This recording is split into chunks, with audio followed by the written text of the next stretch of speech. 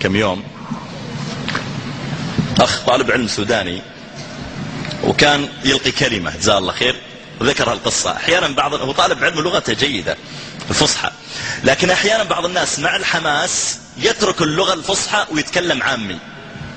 فذكر القصة فقال: وخرج النبي صلى الله عليه وسلم وقبلين لا يوصل إلى بدر وقف وقال للصحابة: أشيروا علي أيها الناس. فقام المقداد وقال: وأحسن. فقال له النبي صلى الله عليه وسلم كلمتين كده حلوة، بعدين جلس ثم قال: أشيروا علي أيها الناس. فقام أبو بكر وقال له كلمتين، ثم قام عمر وقال كلمتين، والنبي صلى الله عليه وسلم يقول: أشيروا علي أشيروا علي. فقام سعد بن معاذ قال له: كنك دايرنا يا رسول الله. قال له: آي. والله يا جماعة أني قاعد أضحك ضحك، يعني يا أخي جزاه الله خير الأخ من شدة الحماس قلب المسألة عامي.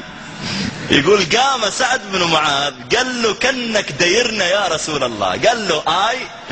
فقال: يا رسول الله قال: يا رسول الله والله قد آمنا بك وصدقناك وشهدنا أن ما جئت به هو الحق، وأعطيناك على ذلك عهودنا ومواثيقنا على السمع والطاعة، فامضي يا رسول الله لما أردت، فوالذي بعثك بالحق لو استعرضت بنا هذا البحر لخضناه معك، ما تخلف منا رجل واحد، وما نكره أن تلقى بنا عدونا غدا، إنا لصبر في الحرب صدق في اللقاء، ولعل الله أن يريك منا ما تقر به عينك، فسر على بركة الله.